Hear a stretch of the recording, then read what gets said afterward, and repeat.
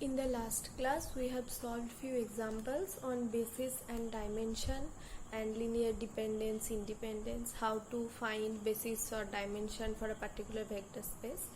And during this solution of the problems, we have used a few theorems. Now today in this class, we will be proving all that theorems. There to solve the problems, we only use the statements, the proof was left. Now we will prove all that theorems. So theory number 1 states that suppose a set of vectors in a vector space, suppose alpha 1, alpha 2, dot dot alpha n is a set of vectors in a vector space over a field F, and it is linearly dependent. Then at least one of the vectors of the set can be expressed as a linear combination of the remaining others. That is, at least one of the vectors can be expressed as a linear combination of the others, and vice versa. That means it's an if and only if condition. So suppose V be a vector space over a field F and alpha 1, alpha 2, dot dot alpha n be a linearly dependent set in V if and only if at least one of the vectors of alpha 1, alpha 2, dot dot alpha n can be expressed as a linear combination of the remaining others. We need to prove that. Proof is very easy. At first we are considering the set is linearly dependent. Let this set is linearly dependent. That means, what is the definition of being linearly independent? That means if we consider this relation C1 alpha 1 plus C2 alpha 2 plus dot dot plus Cn alpha n equals theta, then there is at least one Ci is non-zero. That is, not all Ci's are 0. If all are 0, then it will become linearly independent, but it is given that linearly dependent, so at least one of them is non-zero. That is, at least one of Ci is non-zero. So let us consider, let Cj is not equal to 0. That means Cj inverse exists, and obviously it is belongs to the field. Cj belongs to F, so Cj inverse obviously belongs to F. So from here we are writing it. We get C1 alpha 1 plus C2 alpha 2 dot dot Cn alpha n equals theta. Now from there we can write it as Cj alpha j.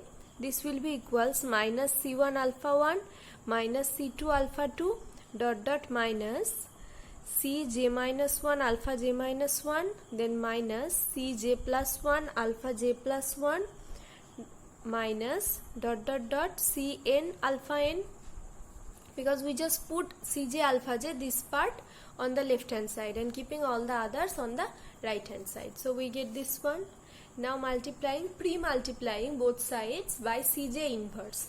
So it will be Cj inverse Cj, that is ultimately 1, which is the identity element of the field F. So it will be alpha j on the left hand side, and on the right hand side it will be minus Cj inverse C1 alpha 1 plus Cj inverse C2 alpha 2 plus dot dot minus Cj inverse Cj minus 1 alpha j minus 1 plus Cj inverse Cj plus 1 alpha j plus 1 plus dot dot plus minus Cj inverse Cn alpha n. Right? Now naming it as d1, this constant Cj inverse C1, naming it as d1. So it will become d1 alpha 1. Next constant Cj inverse C2, naming it as d2. So it will become d2 alpha 2, and dot dot ultimately dj minus 1 alpha j minus 1 plus dj plus 1 alpha j plus 1 plus dot dot dn alpha n, where d1, d2, dn have these values. So alpha j, all of this is equals to alpha j, that is alpha j can be written as like this. Now check the right hand side. This is the linear combination of alpha 1 alpha 2 dot dot alpha j minus 1 comma alpha j plus 1 dot dot alpha n. that is the remaining elements of this set except alpha j, that is alpha j, this vector can be expressed as the linear combination of the remaining others. So the necessary part of the theorem is proved. Now we need to prove the converse part, that is if there exists some vector in that set such that this can be expressed as a linear combination of remaining others, then the set will become linearly dependent. So for that reason, let us consider, let alpha j can be expressed as the linear combination of others. That is alpha j can be written as some r1 alpha 1 plus r2 alpha 2 plus dot dot rj minus 1 alpha j minus 1 plus rj plus 1 alpha j plus 1 plus dot dot rn alpha n, where all this ri belongs to f. Obviously these are the scalars.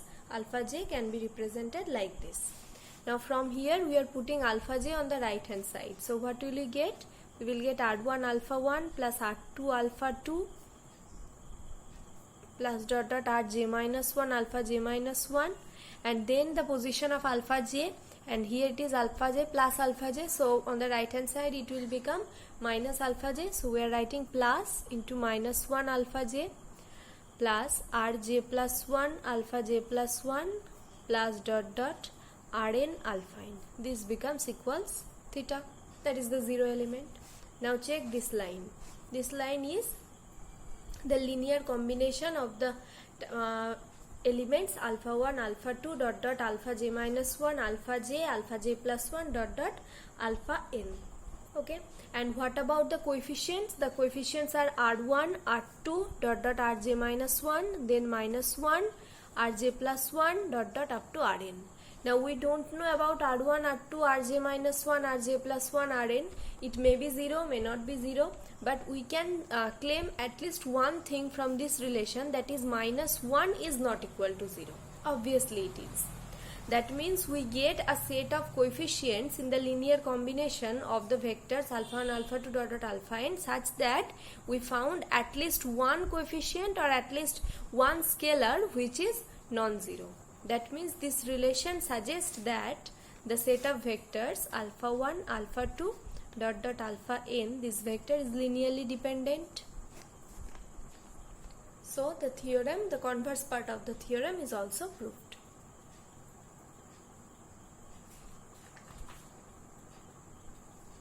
This theorem is very important in the problem solving part, as we can see that as it is a necessary, a sufficient and necessary condition, so we can use it whenever we get any set of vectors to check the linear dependence or independence. We just have to check that any vector can be expressed as the linear combination of others or not.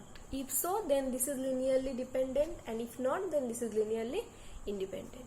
So from here we can conclude one corollary which is also very important, that is whenever theta includes in a set of vectors, suppose we are writing alpha, beta, gamma, comma theta, whenever theta includes in a set of vector, this is always should be linearly dependent, because theta can be written as 0 into the other vectors into gamma. This is always expressible as the linear combination of the remaining others vectors.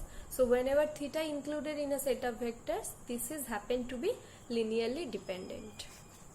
Okay.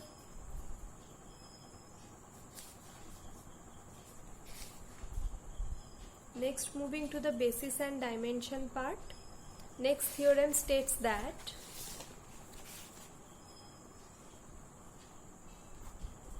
if alpha 1 alpha 2 dot dot alpha n be a basis of a finite dimensional vector space V over a field F. If alpha 1 alpha 2 dot dot alpha n be a basis of a finite dimensional vector space V over a field F, then any linearly independent set of vectors in V contains at most n vectors.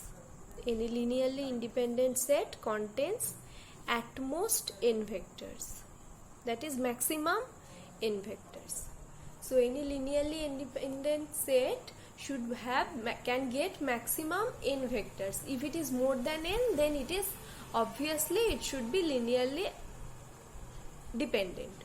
That is, obviously it cannot be a linearly independent. So the theorem states that let V be a finite dimensional vector space over a field F, and alpha 1 alpha 2 alpha n is a basis. That means the dimension of V is n because the basis contains n element. So dimension of V is, we get it from n. Then any linearly independent set contains maximum n vectors, not more than that. So we need to prove that.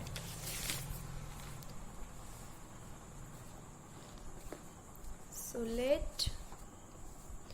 it is given that dimension of V equals n, as this is a basis alpha 1 alpha 2 dot dot alpha n, given it is a basis. Now we are considering one set beta 1 beta 2 dot dot beta r is a linearly independent set. We are considering it. Okay. Now our work is to just prove that r can take the maximum value n, that is r is always less or equal to n, right? We need to prove that r is less or equal to n. R cannot be greater than n in any case. We just need to prove that. So let's try to prove it. We take one set beta 1 beta 2 beta r, one linearly independent set of vectors in V. As it is linearly independent, none of beta I is 0, because if one of them is 0, then we just prove the corollary of our previous theorem. If one of them is theta, or 0 means theta, if one of them is theta, then it will become linearly dependent. So none of the beta I is 0. Now beta i's are vectors of V, and this is a basis of V. That means any vector among this set can be expressed as a linear combination of the basis element, because basis always generates the whole set. That is, if we take any beta 1 beta or beta 2 or beta 3 or any one of the vectors among this list, this can be expressed as a linear combination of these basis elements. So let us take beta 1. Then beta 1 also has an expression of linear combination of basis elements.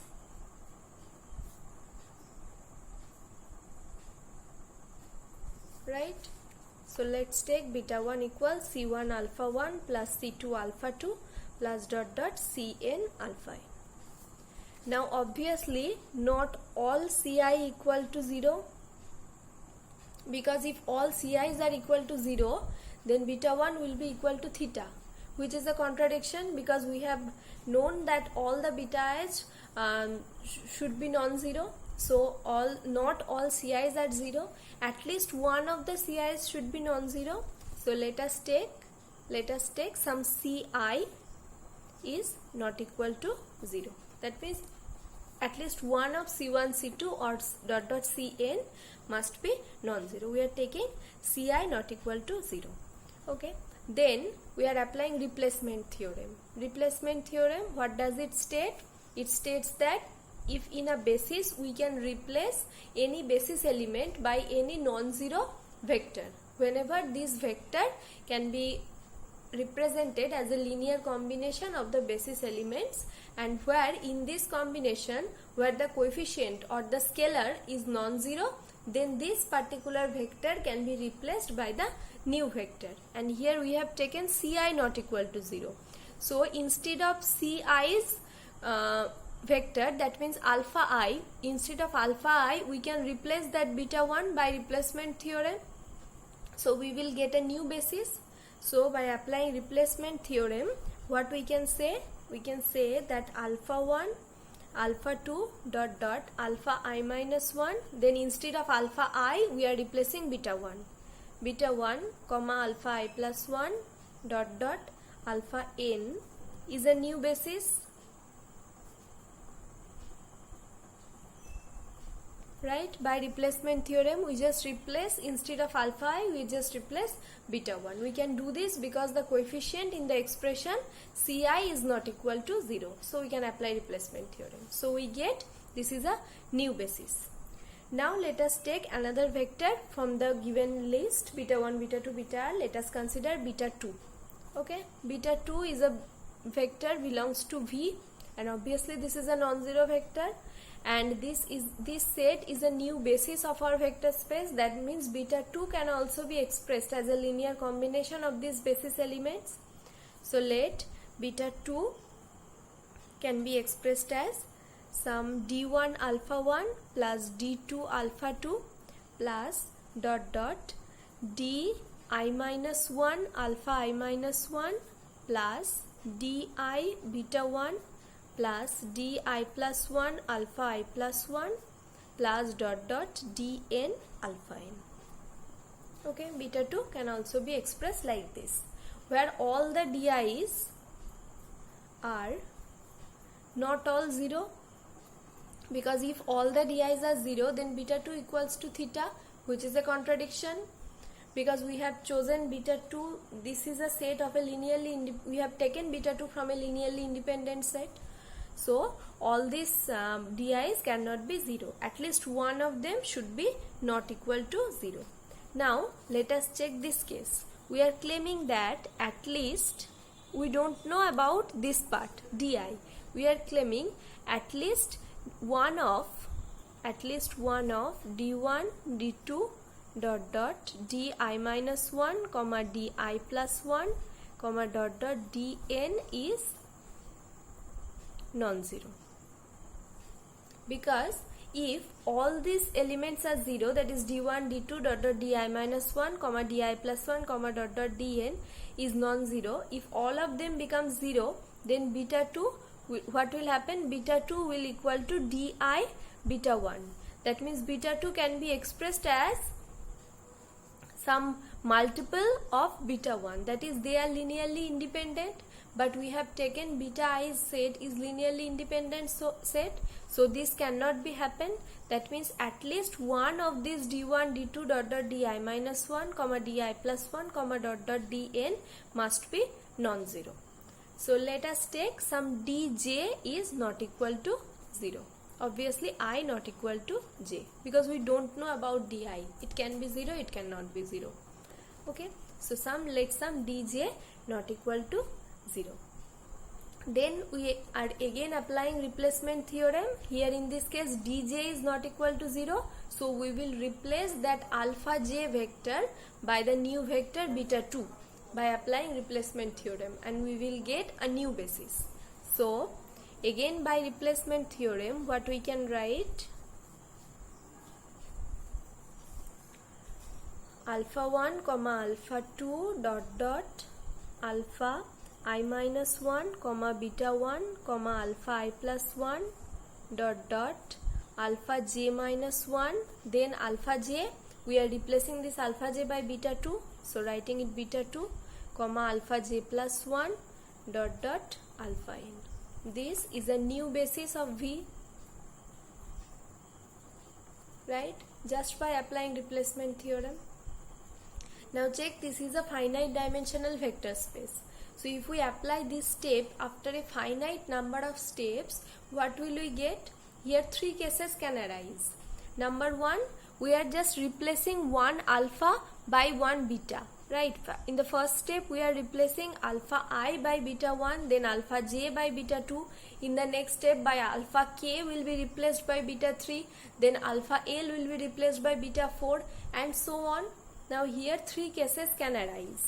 Number one, r equal to n.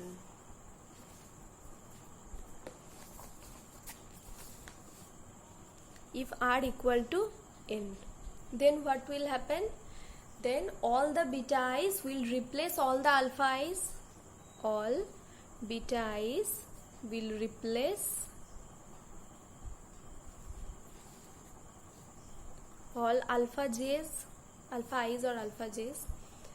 Then after few steps, what will we get? We will get, instead of alpha 1 alpha 2 alpha n, we will get beta 1 beta 2 dot dot beta n will be our new basis, right?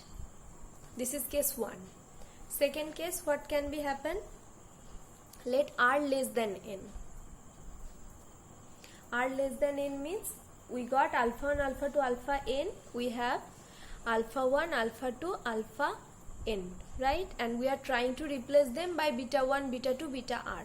So whenever r is less than n, that means r vectors will be replaced by beta 1 beta 2 dot dot beta r, and the remaining r plus 1 r plus 2 dot dot r n dot dot nth vector, that is the remaining n minus r vectors, will be of, they will be of alpha i's. There will be some alpha r plus 1 comma r alpha r plus 2 dot dot alpha n, right? This case will happen. That means in the new basis there will be total r beta i's vector, and the remaining n minus r vectors will be of alpha i's. This is the second case.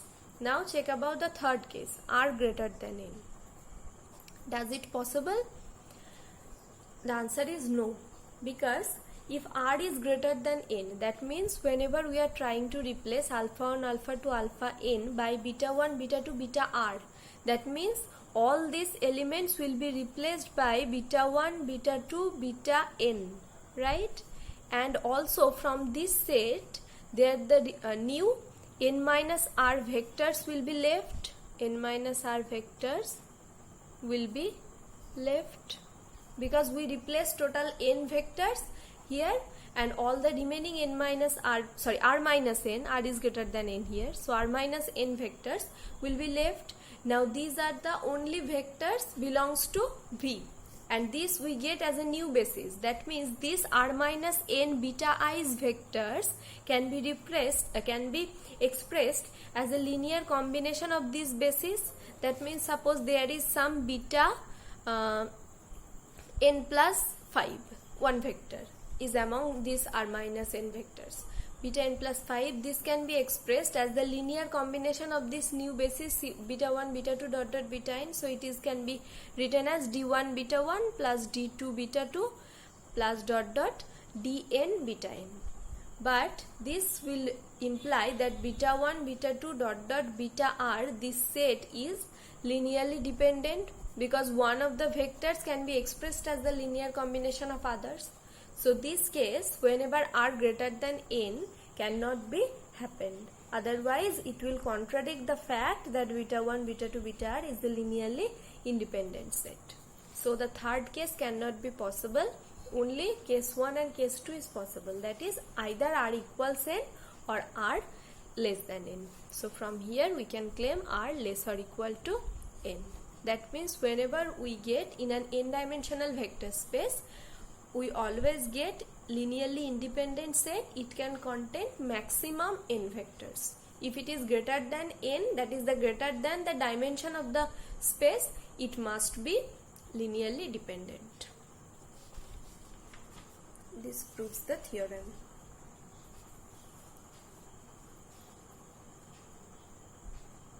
Next,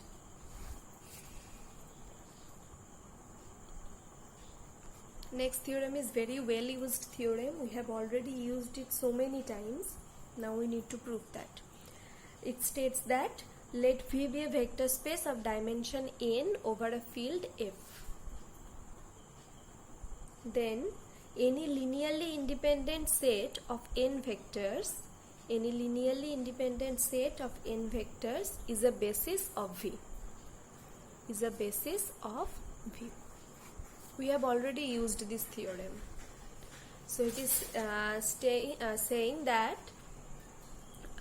V be a vector space of dimension n over a field F, then any linearly independent n vectors will be a basis of V.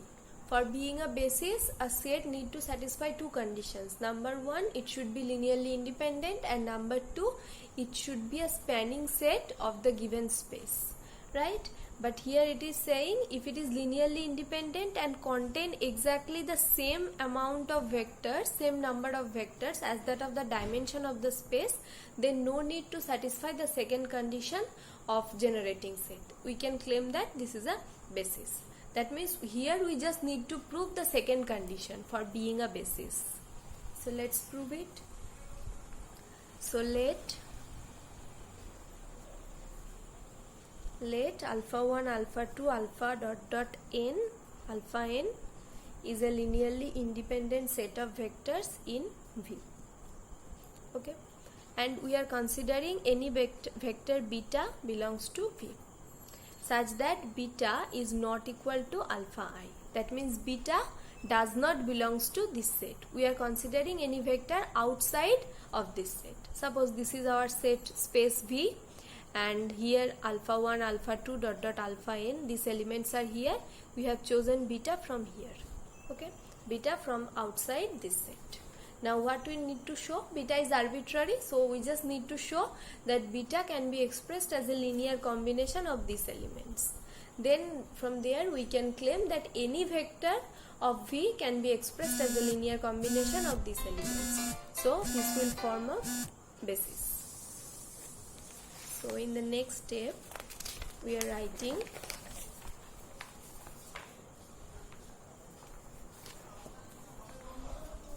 we are considering this set alpha 1, alpha 2 dot dot alpha n comma beta. There are total n plus 1 vectors, right? And the dimension of the space is given as n.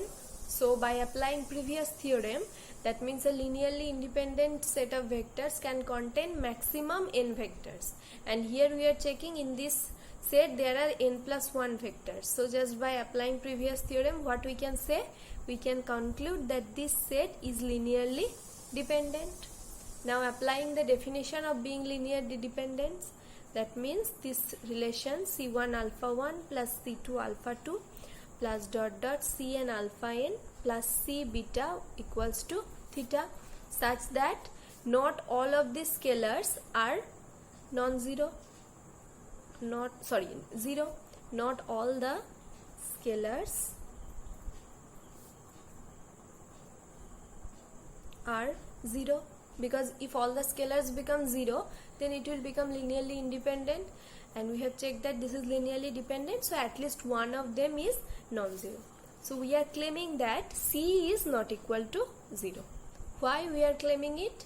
Because if C equal to 0, then check what will happen. If you put C equals 0, then what will we get? C1 alpha 1 plus C2 alpha 2 plus dot dot Cn alpha n, then C is 0. This is equals to theta, right? And which will imply that this alpha 1 alpha 2 dot dot alpha n, this set is linearly dependent, because we have chosen that C equal to 0, all the other scalars are non-zero. So this becomes equals to theta, so the vectors are becomes linearly dependent, but it is given that this is a basis, but a basis cannot be linearly dependent, so for that reason C must be not equal to 0. That is, whenever C not equal to 0, C inverse exists and also belongs to F. So consider this relation C1 alpha 1 plus C2 alpha 2 dot dot Cn alpha n plus C beta equals 0. From there we are writing C beta equals, what will we get? Minus C1 alpha 1 minus C2 alpha 2 dot dot minus Cn alpha n. Then pre-multiplying both sides by C inverse. So the left hand side it will become beta, and for the right hand side it will become minus C inverse C1 alpha 1 plus minus C inverse C2 alpha 2 plus dot dot minus C inverse Cn alpha n, naming this one as d1 alpha 1, then this one as d2 alpha 2 plus dot dot this one as dn alpha n. So beta equal to this one. That means beta can be expressed as a linear combination of the elements alpha 1 alpha 2 dot dot alpha n. That is, beta belongs to the linear span of this set alpha 1 alpha 2 dot dot alpha n, right? And we have chosen beta arbitrarily from V, So any element of V, that is our vector space, can be expressed as a linear combination of this element. So V equals the linear combination of these elements. That means the second condition for being a basis is satisfied. So the set is satisfying both the conditions for being a basis. So this will form a basis of V. This proves the theorem.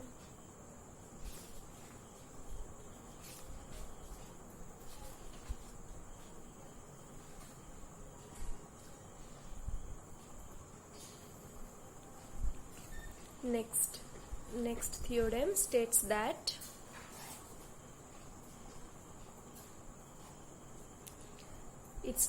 let V be a vector space over a field F, then a subset B equals alpha 1 alpha 2 dot dot alpha n of V. It is a basis of V. If and only if every element has a unique representation as the linear combination of the vectors of B. It is a basis of V if and only if every element of V has a unique expression as a linear combination of B. That is, whenever we will take any element from V, this element can be uniquely expressed as the linear combination of these elements alpha 1 alpha 2 dot dot alpha n. Now you might say that whenever it forms a basis, this is obvious, because whenever we get any basis, and then any vector can be expressed as the linear combination of the basis elements. But here a new term is introduced which is called unique. That means the representation should be one and only one. We need to prove that. And this is also an if and only if condition. That means again we need to prove the converse part also. That means whenever any element can be uniquely expressed as a linear combination of these vectors, then it will form a basis. So let's start first proving the necessary part. That is, taking this one is a basis, then any element can uniquely expressed as the linear combination of these elements. We need to prove that. So let